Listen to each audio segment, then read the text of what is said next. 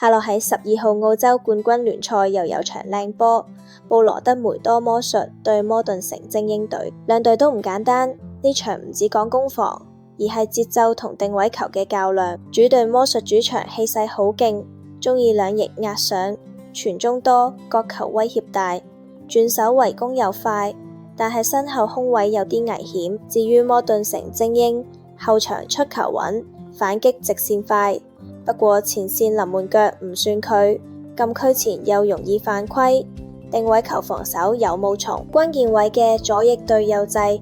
如果魔術早段連續贏角球，主場壓力會爆得好快，但如果節奏拖慢，中場就會拉鋸得耐支。我會偏向細波方向 under 2.5，穩陣睇佢主隊不敗。想搏角球玩法，可以留意主隊前段角球優勢，你又點睇？留言講下你嘅心水。